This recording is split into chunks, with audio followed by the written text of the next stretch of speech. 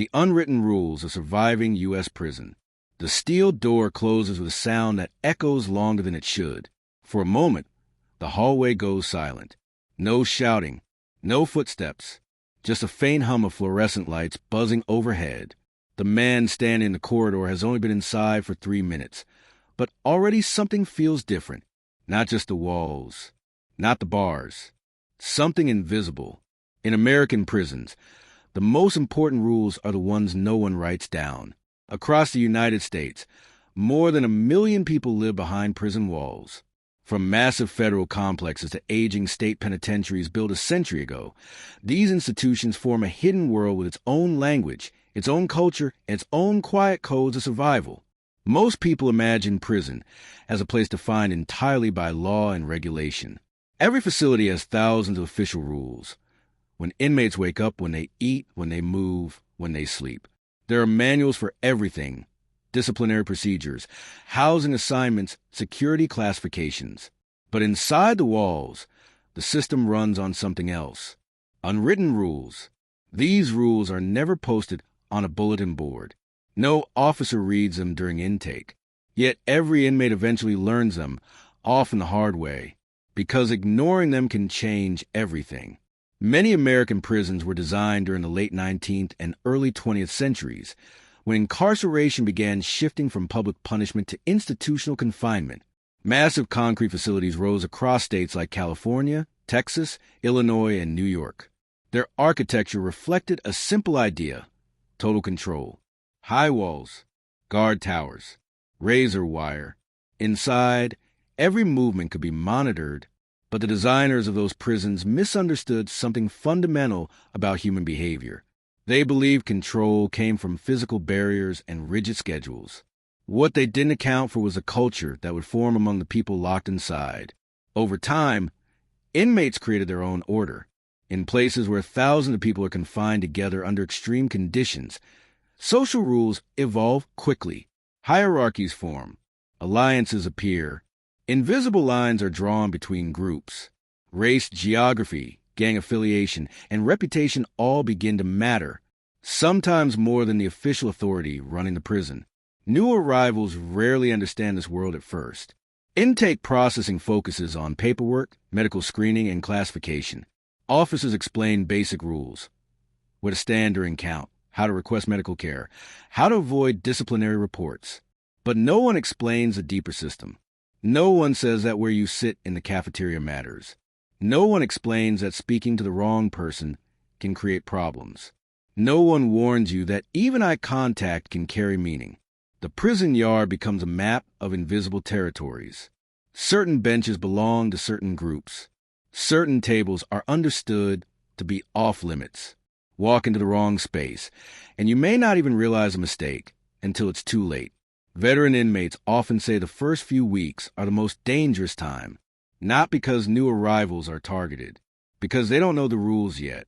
In the housing units, long corridors stretch past rows of cells stacked in tiers. Metal doors slam throughout the day as inmates move to meals, work assignments, or recreation yards. Surveillance cameras watch every corner, but much of prison life still unfolds in quiet moments when officers aren't standing nearby. A conversation in the shower area, a quiet warning in the chow hall, a nod across the day room. These small signals carry meaning newcomers struggle to read. Every prison has its own culture. Federal facilities operate differently from state prisons. Minimum security camps feel different from maximum security penitentiaries designed to house violent offenders.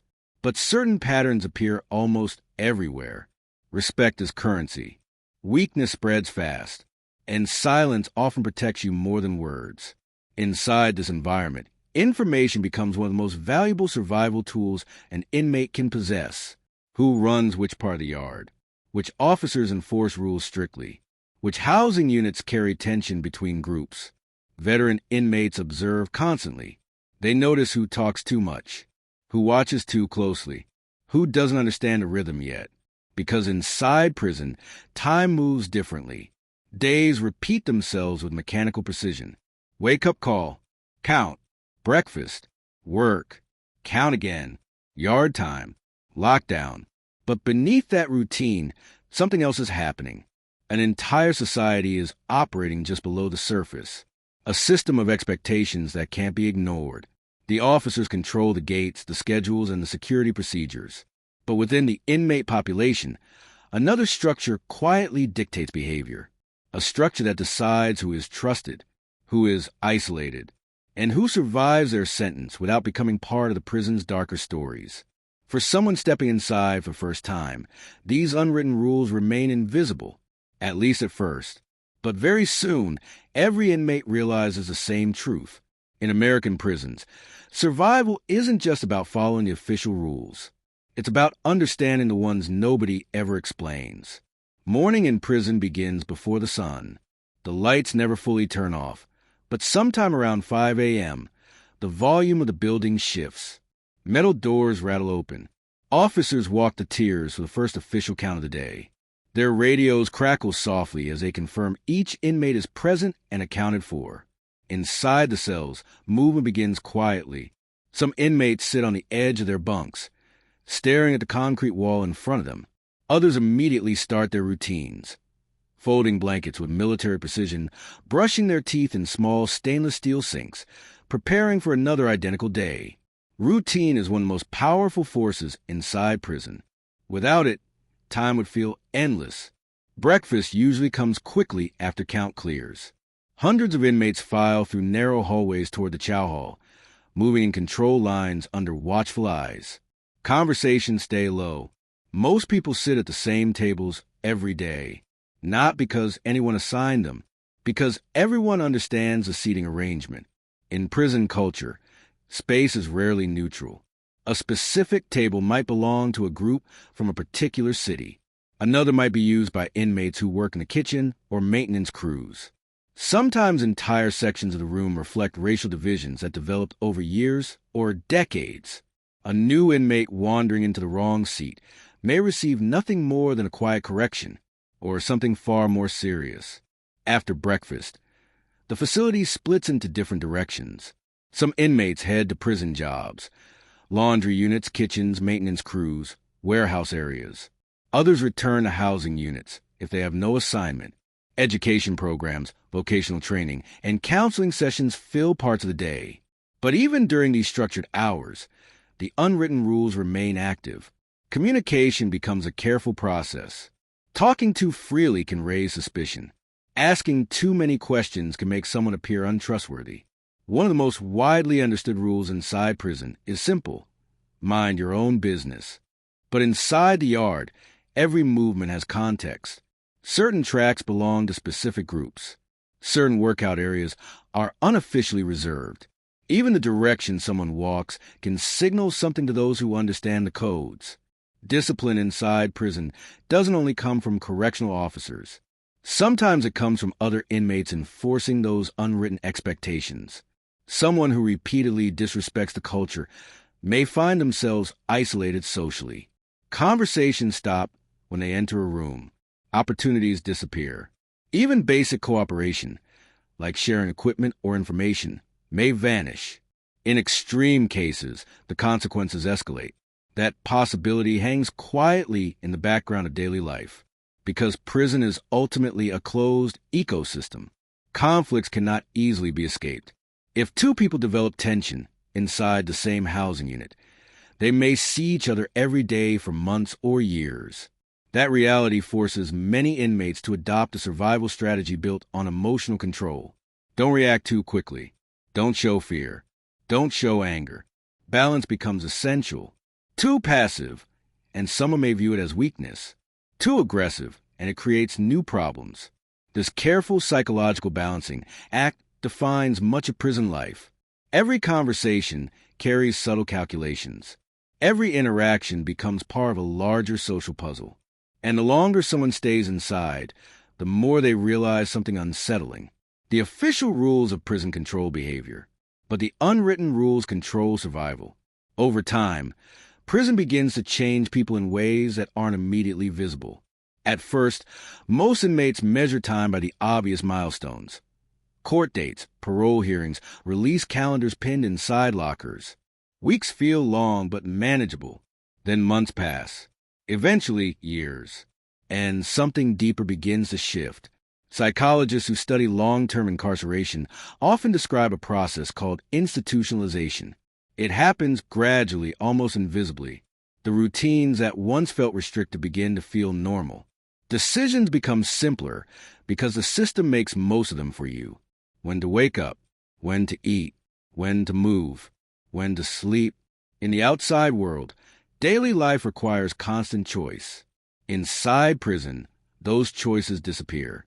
For some inmates, that structure becomes strangely stabilizing.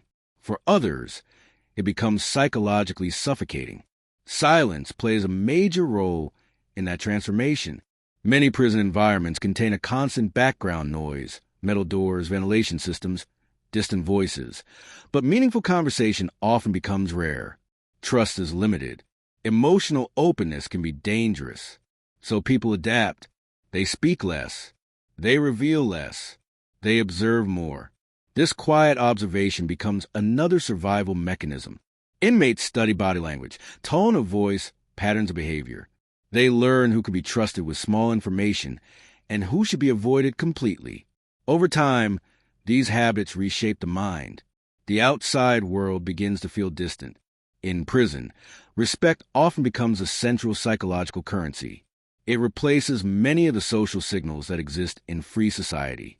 Small gestures, holding eye contact, responding to greetings, acknowledging personal space, carry enormous meaning. Disrespect, even when accidental, can create ripple effects that last weeks. But maintaining constant awareness is exhausting. Every interaction requires attention. Every environment requires scanning. Even during quiet moments in a cell, the mind rarely shuts off completely. For inmates serving long sentences, another psychological challenge emerges: identity. Who are you when your world shrinks to concrete walls and scheduled movement? Some people build identities around prison roles, working reliable jobs, mentoring younger inmates, staying involved in educational programs. Others withdraw deeply into themselves, minimizing contact and avoiding attention whenever possible. Both strategies serve the same purpose: survival. Yet perhaps the most complex psychological reality of prison is how it changes someone's understanding of time. In the outside world, time feels like something you move through. In prison, it often feels like something you endure. Days repeat with almost mechanical precision. The same corridors, the same sounds, the same counts announced over loudspeakers. Birthdays, holidays, and seasons pass with little visible difference inside the walls. This repetition can slowly erode a person's connection to the future. Some inmates begin measuring life not by years, but by routines. How many more winter lockdowns? How many more count cycles? How many more mornings under fluorescent lights? And yet, even in these environments, human adaptation continues. People form friendships, share stories, develop quiet support networks that exist beneath the formal structure of the prison system. Sometimes those relationships become the only thing making time bearable, but the unwritten rules never disappear. They remain active every day, shaping behavior in ways the official rule books never acknowledge. They decide who can safely walk across the yard, who receives warnings before conflicts escalate, who finds protection in numbers, and who must rely only on themselves. These invisible codes form the true architecture of prison life. Concrete walls may define the physical boundaries of incarceration, but the unwritten rules define the psychological ones. And when inmates eventually leave prison, many discover something surprising. The habits developed inside don't vanish easily. The constant awareness, the instinct to watch every room, the careful control of emotion. These behaviors were once necessary for survival in a closed system. Outside the walls, they can feel strangely out of place. Because prison is not just a location. It is an environment that reshapes how people think, observe, and respond to the world. And long after the steel doors finally open, one truth often remains with those who lived inside. The hardest part of surviving prison was never learning the written rules. It was learning the ones no one ever said out loud.